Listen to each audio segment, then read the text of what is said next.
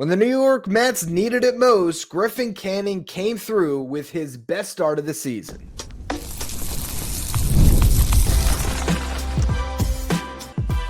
You are Locked On Mets, your daily New York Mets podcast. Part of the Locked On Podcast Network, your team every day. Hello to all you amazing Mets fans. You're watching Locked On Mets, part of the Locked On Podcast Network, your team every day. I'm your host, Ryan Finkelstein. If you want to find any of my work, follow me on X at Finkelstein Ryan. You can also find some of my writing at justbaseball.com, where I work as the managing editor. Well, the New York Mets needed a good start out of Griffin Canning on Thursday because their bullpen was tired, and I think Canning might have turned in the most impressive start of the season, maybe call it the most important start of the season.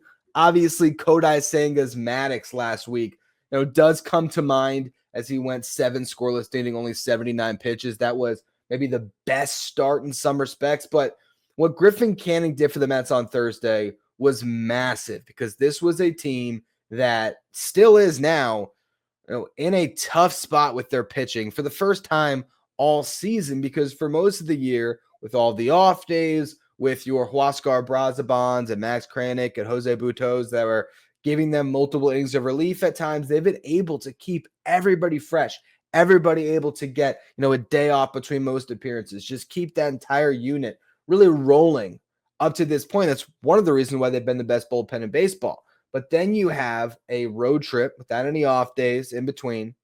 You come home after a bullpen game on Wednesday where the Mets had to cover, they only got 10 outs out of Justin Hageman, so they had to cover the other 17. Then it went into extras. Reed Garrett, the most rested arm in that bullpen, and he did throw. It's just that he gave up the walk-off single in 3 pitches. So he was the most rested reliever. The Mets needed Griffin Canning to give them at least 5. He gave them 6.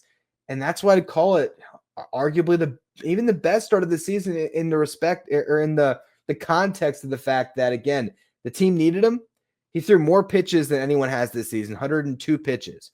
And going up against the best lineup the Mets have faced this year. And he was lights out. I mean, he just was a complete command of the game and really got better as the start went on, which was really impressive.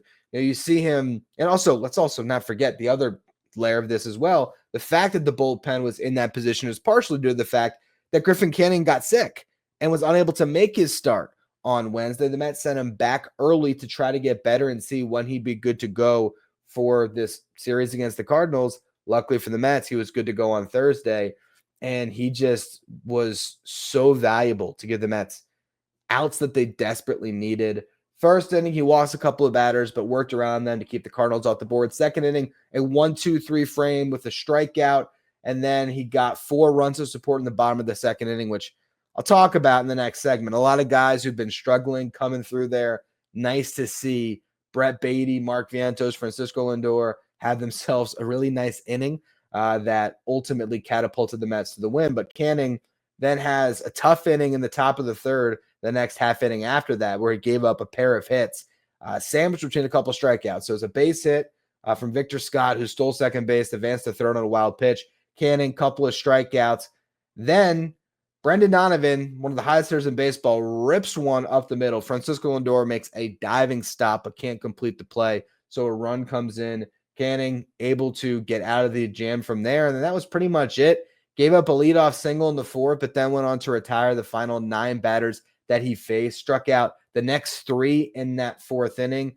And then, a couple more strikeouts across those 9 final outs. 5 of those 9 outs that he got to close his day were via the strikeout. He really liked the fastball today, which was interesting to see because the scouting report probably out a little bit that he's been leaning on slider and changeup a bunch. He said after the game that him and Tyrone sort of picked up on the fact that they were sitting on the off-speed pitches. So he was able to go to the fastball, and 5 of his 8 strikeouts came on fastballs, all 5 of them strikeout swinging. So that's what happens when all of a sudden these guys are in 2-strike counts and they're looking for the slider, they're looking for the changeup. You can blow a fastball by them, and by the time they identify it, it's in the catcher's glove and they're swinging through it. It was a really impressive start. That fastball had great ride up in the zone, had on the lefties some good run to get to the outside corner. Just a really effective pitch in this game. Definitely the best his fastball has looked all year. And if he can get to that point where his fastball actually does look above average because he's throwing it in the right counts and he's getting hitters off balance, I mean, that's a completely different pitcher, right? Because this is a guy who saw his fastball get hit pretty hard last year.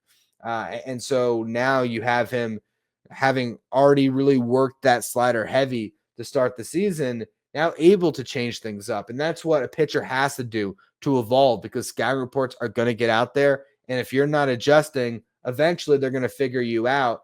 It really was just a super impressive start for Griffin Canning, especially when it comes to that final inning, those last 3 outs that he got, because he was sitting at 85 pitches. And if you look at what he's done this year, 87 pitches in his first start, 89 pitches in his second start, 86 in his third start. So if the bullpen was rested and the Mets were sitting there with the 4-1 lead, Carlos Mendoza would have loved to go to the bullpen in that spot. But he knows how taxed that pen is. So he's just trying to steal outs. He has Reed Garrett up for that entire 6th inning. And the first batter that he has to go through is Brendan Donovan, who again has been red hot. He's, I think, leading the National League in batting. And Donovan was not an easy out. He worked a 9-pitch at bat, fouled off 3 pitches with a 2-strike count, hung in there. The first 8 pitches of the at bat, it was sliders, fastballs, cutters. The one pitch that he hadn't gone to was the changeup. And if I'm not mistaken, I think the base hit that Donovan got earlier in the game that drove in the 1 run was on a changeup, and he was sitting on it. But in this instance, he hadn't, thrown him one that entire at bat. He goes to it in the 3-2 count. It's a good one, and he's able to, get him out, get the strikeout, and then falls behind Nolan Arenado right after that 3-1 count, fights back into it to make it a full count, gets a ground out, and then ends the day with a really nice play. Griffin Canning is a really good fielder on top of what he can do on the mound, and able to make sort of a leaping grab on a comebacker, run it over to first base, gets the handshakes after 102 pitches, 6 strong innings, 8 strikeouts, a couple hits allowed, a couple walks. Just really good game from Griffin Canning. And that bullpen, I'm sure, took him out to dinner after the game. I'm positive that they were thrilled with what they got out of him. There's probably some guys that were just relieved that they didn't have to pitch in this one. Reed Garrett, as I mentioned, was the freshest arm, but he got up in the 6th and then finally got the 7th, and he had a real struggle. It's going to be a tough series. This Cardinals team had good at-bats, even though they didn't put up much of a fight when it came to the run scored or the hits that they accumulated. Only 3 hits for a lineup that's been top 3 in OPS this year. But there was some really tough at-bats mixed in, and Garrett seemed to see all of them. Threw 8 or more pitches to the first 3 batters that he faced, fly out, walk, then a strikeout. Finally got an easy out on 2 pitches to close out that inning. 29 pitches, but he got through it, put up a 0. Then AJ Minter worked his first back-to-back all year and cruised. This guy's going to be such a huge piece of this bullpen. He already is, but you're talking about a guy that's just been effective every single season, and you're seeing why, because he can just pound the zone with his cutter. He's just one of those guys that gets outs, and it's just he's a natural pitcher, just a guy that you hand the ball to and you feel good when he's on the mound. 9 pitches, 6 of them for strikes, 1, 2, 3 frame. They hand the ball to Edwin Diaz. Edwin, of course, has to walk the leadoff man, but then he gets a couple strikeouts and a ground out to end the game again.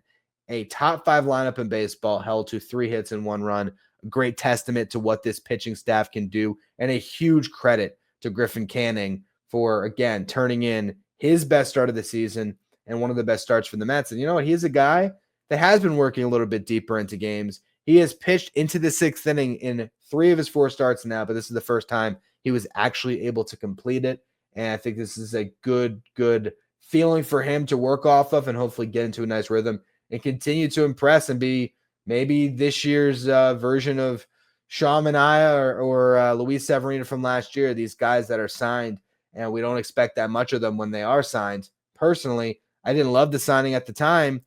Well, I'm definitely wrong on it. This has been a really nice move for the Mets. I will say that when they signed him, I gave that caveat of I would hate this if it wasn't this Mets front office. And because it's this Mets front office, I'll still trust in them. And you're seeing why you should trust in their decision making, because this guy is going to eat up a lot of innings for the Mets this year. It's not always going to look this good. There's going to be times where it gets roughed up. But if he can turn in and start like this when the bullpen desperately needs him to, he's going to go a long way towards the Mets staying in front in the National League East. I want to talk about the 4-run rally the Mets had and why it brought some encouraging signs for some struggling Mets hitters. We'll get to that in just a minute. First, though, quick word from our sponsors. Today's episode is brought to you by Upwork. Scaling your business requires the right expertise at the right time. With Upwork, you can find specialized freelancers in marketing, development, design, and more. Experts ready to help you take your business to the next level. Upwork gives businesses flexibility by connecting them with the top freelance talent across multiple industries, including IT, AI, web development. Whether you need extra hands for a project or a long-term partner, Upwork makes hiring simple and affordable. If you need help with a marketing campaign, Upwork can connect you with a freelance expert who delivered incredible results. Posting a job is free and simple, and within a day, multiple qualified candidates will be available for you to choose from. Instead of hiring full-time, Upwork finds affordable, top-tier freelancers to scale your business efficiently. Visit Upwork.com right now and post your job for free. That's Upwork, UPWORK.com. That's Upwork.com to connect with top talent and grow your business today. If you're watching on YouTube today, do me a favor and hit that subscribe button. Help us get closer to our next goal of 13,000 subscribers. And also, if you're liking the video, throw a like on it and leave a comment. Do you think that Brett Baty's 2-game breakout is real? Leave a comment. Let me know what you think. I kind of like it. I think Brett Baty's starting to swing a decent bat. I'm not going to buy a couple games, but he did have a nice one today coming off the heels of another good one on Wednesday. Multiple multi-hit games in a row. How about that? We'll see what happens next for Baty. But let's talk about this rally for the Mets in the second inning. And it all began with Mark Vientos getting his first home run of the season. He squeaked this one out down the right field line, sort of a towering fly ball that just dropped into the bottom of that foul pole for that home run. Sure, that's a huge, huge relief for Vientos. And I'll tell you what, that is the type of home run that I watched when he was a minor leaguer that made me think, okay, this guy has 40 home run potential, because I remember watching grainy minor league video of Mark Vientos sort of mishitting a baseball, but hitting it hard, and it's a pop fly, and you're just watching it, and you're like, that's not going to clear the right field wall, is it? There's no, oh, wow, no, that cleared it by 10 feet. That's the type of home run that Vientos would hit that really made you understand how ridiculous his power is. If you look at the sweet spot for, hitting a barrel, getting it flush, right? The sweet spot is anything between 8 and 32 degrees. If you hit a home run from anywhere between 24 to 32 degrees for the launch angle, that is your optimal line drive home run. The shots that, are no doubters. This home run by Vientos had a launch angle of 39 degrees. So that just shows you how much he got under it, but still drove the baseball with authority to get enough on it to get it out of the ballpark. And maybe that is the swing that unlocks Mark Vientos. Didn't do much on the day other than that, but at least he got that first homer on the books. Then Brandon Nimmo grounded out. Starling Marte rips a double into the left field corner. Luis Torrens grounds out. 2 out, runners in scoring position, opportunity for Brett Baty, and he came through, hit a little flare down the left field line. It dropped in front of Lars Nootbaar. Marte, obviously with 2 outs, there was not even any question if he was going to score on that, but a nice base hit for Baty. And then later on in the game, he ripped a double in the 7th inning, so a good day from him. After Baty's hit, Tyrone Taylor, first pitch swinging, rips a base hit as well. So you got a couple of guys on with 2-out hits for Francisco Lindor. Lindor works a great at-bat, gets himself into a full count where he gets a pitch to hit, doesn't miss it, smacks it into right field. That allows Baty to score. The throw that's coming in looks to be high, and the cutoff man's not going to get to it. It leads to Francisco Lindor making a mistake and thinking he could take an extra base. Good play by new first baseman Wilson Contreras to leap and catch it and get Lindor in a rundown. But Lindor, doing a little bit of base coaching on the field, was imploring Tyrone Taylor to go as he got in a rundown, and Contreras had his back turned to Taylor, and Taylor broke for the plate. Lindor able to hang around just long enough for Tyrone Taylor to score, so he gets an extra RBI out of it. And that was the offense for the Mets. 4 runs in that inning. That was it. And 5 of their 8 hits on the game came in that frame. They only drew 1 walk, Juan Soto late in the game, 4-pitch walk where they just didn't want anything to do with them. But I thought there was some encouraging signs in this game. For one, Tyrone Taylor is hitting the ball very hard. So that is a good thing to see. Hitting a lot of line drives. Some of them are ending up in mitts. But right now, when he's still going to be getting a heavy amount of that center field work, I would figure until Jeff McNeil comes back, and then maybe when Luis Angel Acuna doesn't have as much playing time as disposal at second base, they might start to work him in the center a little bit more. It's good to see him starting to come around a little bit offensively. Hopefully the results start to come for him as well. I thought, again, Baty going 2 for 3 in this one. Really nice effort there. I mean, the double was really encouraging because it was a fastball that came in, I think, 95 miles per hour plus, and he was all over it.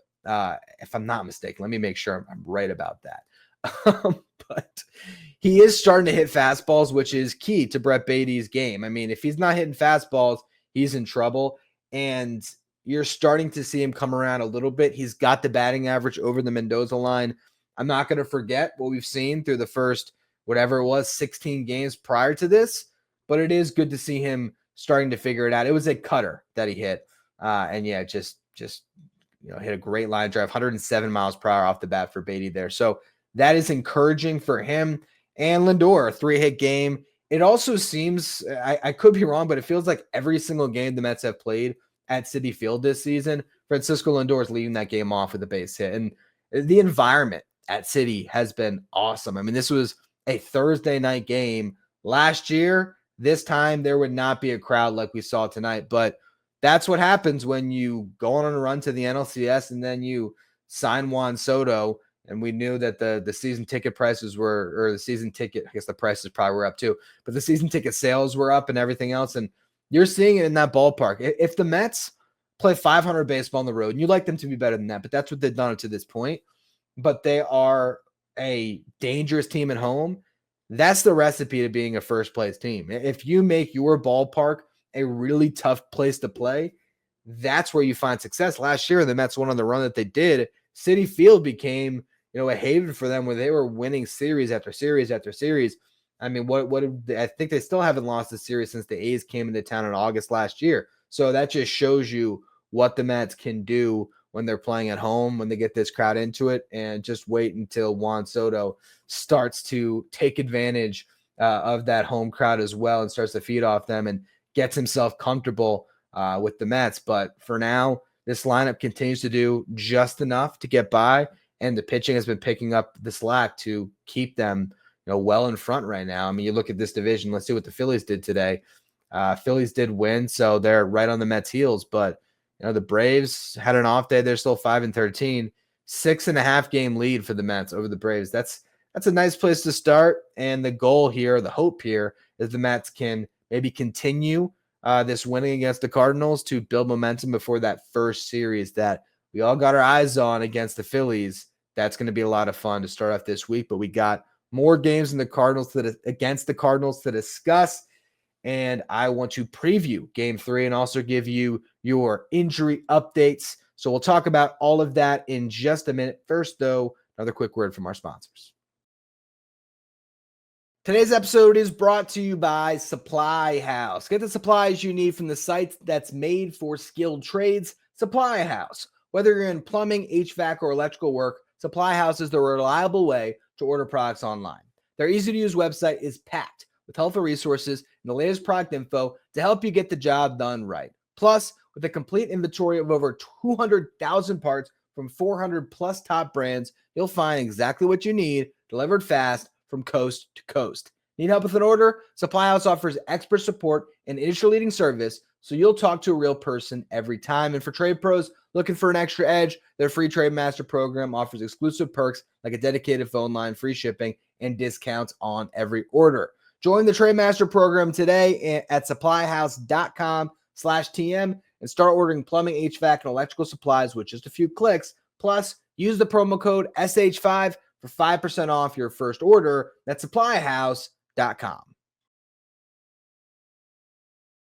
If you're an everyday listener to the show, make sure you become a Locked On Mets insider. This is our texting service where you get updates from me anytime news breaks in the Mets. You can ask me questions anytime. You can also take part in our Locked On Mets signed photo giveaways. If you want to be Locked On Mets insider, find the link in the episode description. Go to subtext.com/LockedOnMets. All right, so before we do a little game preview for the second game of this series, let's give you your daily updates on Jeff McNeil and Francisco Alvarez. For McNeil, he started a game in center field in Port St. Lucie, made a nice sliding catch that made its rounds on social media. Looked the part, man. Catching the gap. I'm bought in. McNeil in center field, why not? Played 6 innings, got 3 at-bats, went 0 for 3. He's going to get the day off on Friday today as you listen to this. And then he will move likely to Binghamton because against the weather in Syracuse still isn't looking too good. So he'll be in Binghamton for Saturday and Sunday where he'll play back-to-back full games at second base. That goes well and he feels like he's ready to go. Very well could see Jeff McNeil at some point next week. We'll just see how much more seasoning he needs when it comes to getting his at-bats. Same story for Francisco Alvarez, although he'll be playing back-to-backs on Friday and Saturday. They'll play those complete games. Hope is all goes well. If he checks that box, it's just up to him if he needs more at-bats or he's ready to go. If that's a decision you put in Francisco Alvarez's hands, he's going to be back on Monday, which is funny because when he got hurt originally, broke the hamate bone, and they gave us that 6 to 8 week timetable, I made a prediction on this show. I said that I would get a birthday present on my wife's birthday for me, and that'd be Alvarez returning on April 21st. So I feel like he'll probably be in the lineup. I also feel like I probably won't be able to watch the game. Got to take the wife out to dinner. I'll probably have to catch up on it later. So I'll watch the game. Just won't watch the game live, I don't believe. Let's go through the pitching updates too. Paul Blackburn apparently heading to Brooklyn for a rehab assignment where he'll throw 2 innings to start. Hope is to get him built up to 75 pitches across his rehab assignment. And once he gets there, he'd be good to go to rejoin the Mets rotation. Little target date for Blackburn would potentially be on April 30th. I don't know if he could ramp up that quickly. Probably not. Now that I'm looking at the calendar, yeah, I mean, if he's starting, let's just say he pitches on Friday, which I'm not even sure. I don't think they gave an exact date on when he's going to pitch. But let's just say it's Friday and you give him 4 days off in between. You're looking at Wednesday, 4 days. Yeah, I mean, he's going to need more than 3 rehab starts. So he probably won't be good for that first time the Mets will need a 6th start in the rotation. So every chance we could see Justin Hagenman again. They'll probably keep him ready for that potential outing. Frankie Montas is up to 75 feet of just playing catch. And Sean Manaea is still throwing at 60 feet. So those guys are still pretty far away. It's going to be probably a 6-week ramp up once they get to throwing bullpens and everything. So neither of them is close. I wouldn't expect either of them back until June. Jose Azocar was selected by the Mets on Thursday to join the team and replace technically Hagenman because that's how they got around that roster loophole that allowed them to have Kranick off of the roster for a day and then be right back on the team. Because Kranick replaced Jose Siri. If a player is replacing an injured player, they don't have to be beholden to those roster rules of having to go down for 15 days. So Kranick is back, obviously, and Azocar was selected, giving the Mets another center field option. Sort of doubt that we see him start a game, but I guess you never know what the Mets will choose to do. Now let's talk about the rest of this series, or particularly the game tonight. Miles Mikolas versus David Peterson. And Miles Mikolas has been in the league a long time, so the Mets have seen him a bunch. A lot of players on the Mets, I should say, have seen him a bunch. Mikolas this year has an ERA of 9. That is because he gave up 9 runs against the Red Sox, 8 of them earned on 11 hits. That was his second start of the season. First start was good. allowed 2 runs in 5 1/3. Last time out, decent, allowed 3 runs in 5 innings pitched against the Phillies, but did strike out 6. 36-year-old right-hander, and let's talk about guys who have seen him before. He's kind of owned Pete Alonso and Brandon Nimmo. Alonso 3 for 18 with a walk and 4 strikeouts. Don't believe any extra base hits. Nimmo 2 for 19. He does have a double and a home run for those 2 hits, but 2 for 19 with 3 walks, 3 strikeouts. Starling Marte has seen him the most, probably dating back to his days with the Pirates. 44 at-bats, a 549 OPS. I doubt we see him in the lineup. Brett Baty, limited sample size, but still 1 for 7 with 3 strikeouts. I doubt he's in the lineup.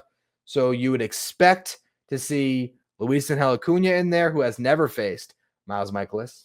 Not surprising that he hasn't. And you'd also expect to see Jesse Winker at DH. Winker, 6 for 16 lifetime against Mikolas with 2 home runs. So great matchup for him. Tyrone Taylor, 3 for 10 with a homer and a double. So I'm sure he'll be out there in center field. Obviously, Nimmo's going to be in left. Soto's going to be in right.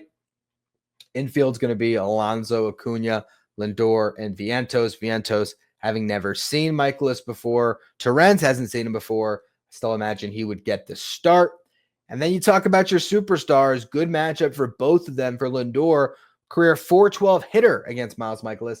7 for 17. Only 1 strikeout. Juan Soto, 7 for 21 with a homer and a double. No walks, surprisingly, 5 strikeouts. So the Mets have a pretty good shot here to put up some runs. Mikolas is a guy that you can definitely hit. Last year, they faced him twice. First time out in St. Louis, he allowed 2 runs in 5 2/3 innings pitched. In New York, Mets got him for 6 runs in 4 innings pitched. I'd like to see the latter tonight. David Peterson, shockingly enough, has never faced the Cardinals. So a lot of guys who've never seen him before. The only one in this entire lineup that has seen him before is Wilson Contreras, probably or obviously dating back to when he played with the Cubs. He's 1 for 8 against Peterson with 3 strikeouts. So Peterson is going to be able to throw against some guys that have never seen him before, which could be a good recipe for success. He has been really solid so far this year. 2 quality starts where he went 6 innings, allowed 2 runs. The lone exception was the game where he was cruising against the Blue Jays, if I'm not mistaken, and then had that spout of nausea and dizziness and lost the strike zone and got pulled. And I think it was in the 5th inning. He maybe got 1 or 2 outs in that 5th. So Peterson is definitely the guy you want on the mound to give you length. And the Mets could still really use it. I think half this bullpen's probably not available. Edwin Diaz and AJ Minter both just threw back-to-backs. They're not going to go 3 days in a row this early in the season. So I'd imagine they're ruled out.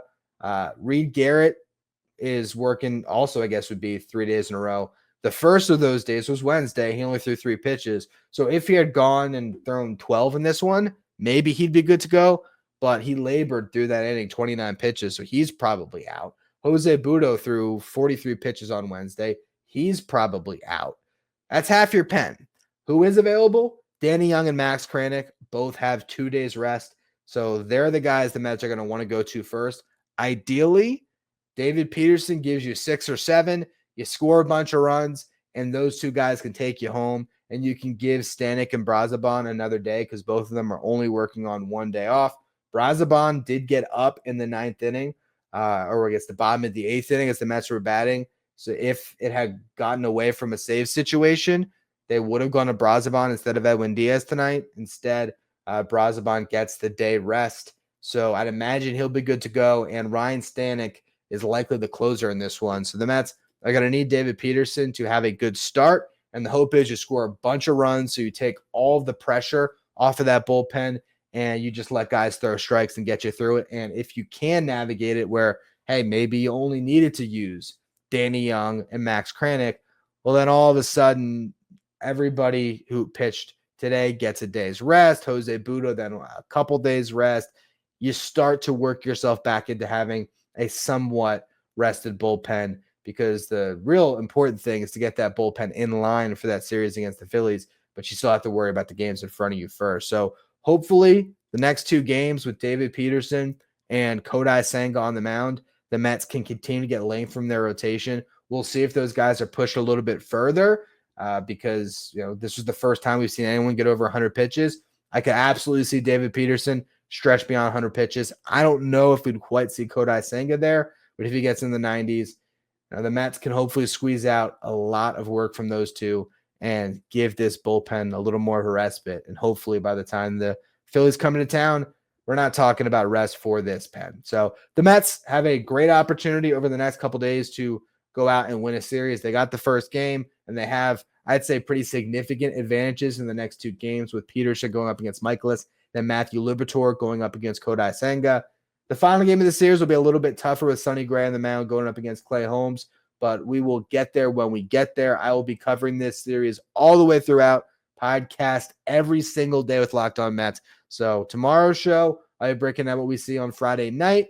I'll be previewing what will lie ahead on Saturday and maybe touch on some prospects as well. If there's any big news items there, guys that are really hot to discuss. As always, though, thank you for listening. Appreciate you tuning in.